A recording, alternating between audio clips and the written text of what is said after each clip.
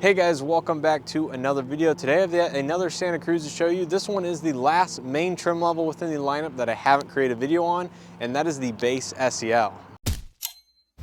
So for 2023, the Santa Cruz is largely a carryover from 2022 when this vehicle was introduced. So there's not many changes for 2023. There were a few packaging changes in the SEL premium trim level, but for the most part, it is largely a carryover. Now, if you want to know everything that changed within the lineup, I do have a dedicated video here on the channel, so to make sure to check that one out. Now, as far as the SEL trim level goes in specific, this is one step up from the base SE trim of the Santa Cruz and adds a lot of nice equipment for just about $1,500 to $1,600 or so. So in my opinion, this is a nice value trim level if you're just looking to get a few more features and options versus that base SE, such as proximity entry, heated front seats, heated side mirrors, and a couple other things as well for just a small price increase. So like I said, this is a very good value trim if you still want a mostly basic Santa Cruz without all of the luxury amenities in the top limited trim. Now, the SEL all-wheel drive trim level starts out at $31,025, including destination. So this is a very affordable price point, especially for a compact pickup truck like this one. So let's not waste any more time. Take a look at what the Santa Cruz SEL has to offer for just over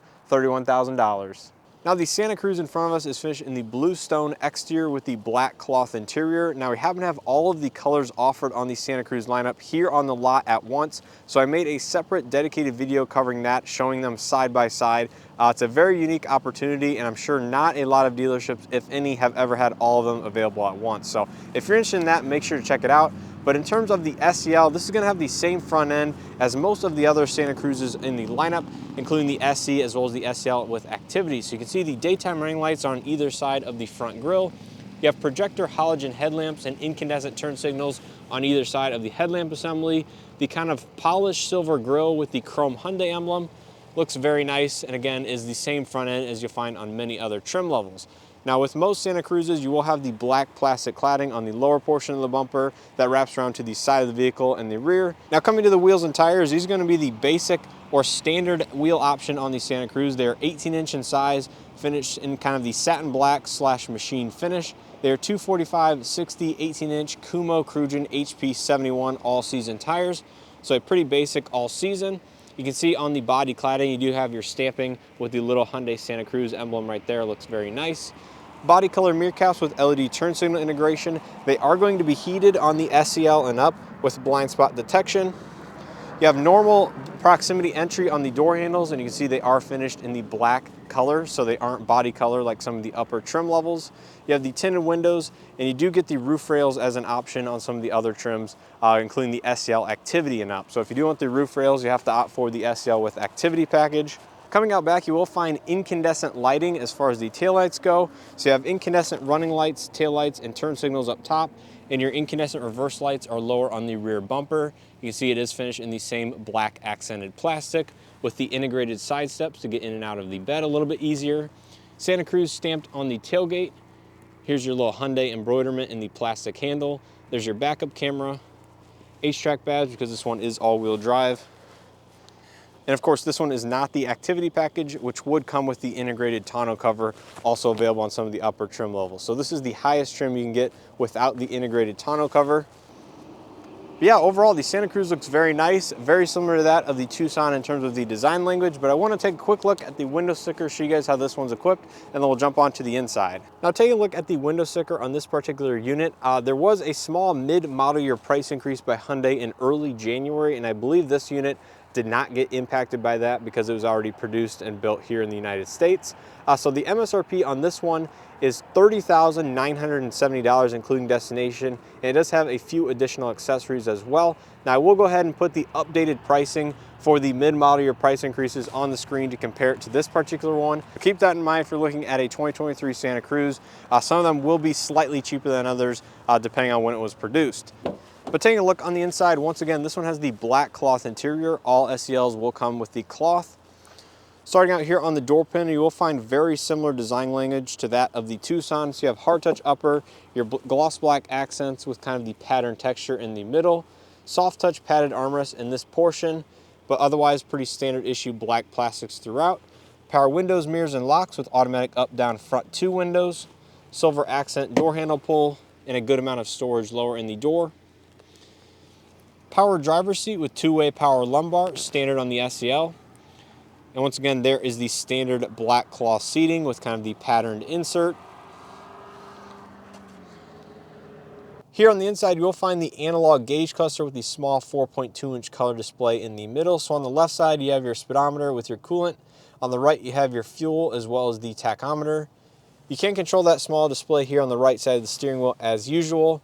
It does have a lot of your vehicle settings, trip information, odometer, regular urethane steering wheel, so not leather wrapped. On the left, you have your audio and Bluetooth controls. On the right, you have your cruise control as well as safety systems. This does not have smart cruise control, but it does have lane following assist and a lot of other Hyundai safety systems. Automatic headlights with auto high beam assist, regular wiper stalk. To the left of the steering wheel, you do have your gauge illumination, your LED bed lighting, as well as your traction control off. Coming over to the infotainment system, this is the base 8-inch head unit, which includes wireless Android Auto, wireless Apple CarPlay. It does have Sirius XM, AM, FM, USB, Bluetooth inputs as well. This one does have BlueLink connectivity via the smartphone app. That is standard on the SEL and up. So that is a nice feature of the SEL.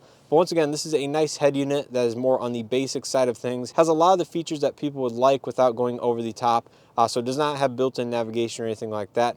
But you do have some touch-sensitive controls on the outside, as well as your physical volume and tune knobs. Single zone manual climate control, USB charging, USB input, as well as a 12-volt outlet. This does not have wireless charging, but this is normally where your wireless charging pad would be found. Cup holders, some more gloss black accents. You do have your center differential lock for the all-wheel drive system, so you can send power 50-50 front and rear. Electronic parking brake with auto hold, hill descent control. Bring up your backup camera if you would like, and the integrated drive mode select. So this does have snow, smart, sport, and normal drive modes. Heated front seats as part of the SEL package. Padded armrest, good amount of storage inside, no lights or ports. Up top, you'll find a black colored headliner, vanity lighting, manual dimming rear view mirror, BlueLink SOS, interior incandescent lighting, but overall pretty basic up top. So that is the front seat of the SEL Santa Cruz in a nutshell. The back seat is going to be pretty standard issue as far as the other trim levels. So almost a fully hard touch door panel, no padded armrest in the back. You do have to step up to some of the higher trims to get that. Of course, the seats do flip up to allow for additional storage underneath as seen here. So you have the little storage tote along with your roadside jack and other toolkits right there. No vents or rear USB charge ports in this trim level. And if you want to put the seats down, you can pull this little lever. The seats will flip down like that. And again, finish in the same cloth material. No sliding rear window. You have to step up to the SEL activity package to get that, but it is rear defrost, so that is nice. But yeah, pretty basic rear seat. Taking a look at the bed space, this does have the electronic tailgate release that all Santa Cruzes have, and this does have a damped tailgate as well. You can see it is made of the composite material like all of the other ones. It does have the integrated trunk, so you can open that up right here. You can put ice or something else in here to keep stuff cool, as there is a drain plug to drain it out. It does have a small weather seal to kind of keep rain out of it. It's not waterproof, but it is water resistant. You can see this one, once again, does not have the integrated tonneau cover that comes with the SEL activity package and higher. So that gives you a little bit more open space up top on the bed. Some people like that because this bed is only 4 feet long as it is with the tailgate closed. So having that little extra space up top does make quite a bit of difference in a bed of this size. You have the integrated tie downs, of course, on either side. Storage cubbies. This one does not come with the integrated 115-volt outlet that would normally be found behind this cover, but you can get that if you step up to the activity package. Finishing up here on the passenger front seat, you can see this is a 4-way manual front seat, so no height adjustment. There's a look at the dashboard design. Glove box is damped, no LED or illumination inside, but it is a very good size. But yeah, that is the inside of the Santa Cruz SEL. Let's go ahead and take a look under the hood, see what powers the Santa Cruz, and then we'll go ahead and wrap up this video. Under the hood of the Santa Cruz, you'll find the same 2.5-liter naturally aspirated 4-cylinder as the lower trim levels. This is paired to an 8-speed torque-converted automatic through either the front wheels or all 4 wheels if you option all-wheel drive. This engine produces 191 horsepower and 181 pound-feet of torque, which is quite good. However, you can option the 2.5-liter turbo engine, compared to the 8-speed dual clutch transmission if you would like in the Night Edition, the SEL Premium, as well as the top limited trim. So this is the engine found in the base 3 trim levels. However, the 2.5 liter turbo comes in the top 3 trim levels. So that's going to do it for this video on the 2023 Hyundai Santa Cruz SEL. If you guys enjoyed it or found it helpful, make sure to hit that like button as always. Subscribe if you guys are not already subscribed, and check out some of the other content I have, including that exterior color kind of tour of all 6 colors available on the Santa Cruz. Very unique opportunity that we happen to have all 6 colors here side by side on the lot at one time. I can almost guarantee that's never happened, given that the Santa Cruz is just a little bit over a year old. So pretty cool opportunity there. Make sure to check that video out. But as far as my thoughts on the base SEL trim level, I really do like this trim. If you're kind of wanting to stick right over that $30,000 price point, including all-wheel drive, you can get this in front-wheel drive now for 2023. But it does add several things that personally I would like to have in a vehicle, including heated front seats, heated side mirrors, the proximity entry, the power driver seat, and a couple other small things as well to make it a very good value trim over the base SE, which might be hard to find on dealership lots. The SEL is definitely going to be more of a volume trim. Now, of course, you can add the activity package to the SEL, which adds a lot of other amenities. It kind of builds upon this trim with the power sunroof. You get the power outlet in the bed, you get the manual sliding rear window, and a couple other things that really do add a lot of value for some people. But if you want to kind of stick to this price point, I think the SEL is the way to go. So once again, hopefully you guys enjoyed this video. I appreciate the support here on the channel, and as always, hope to see you guys in the next one.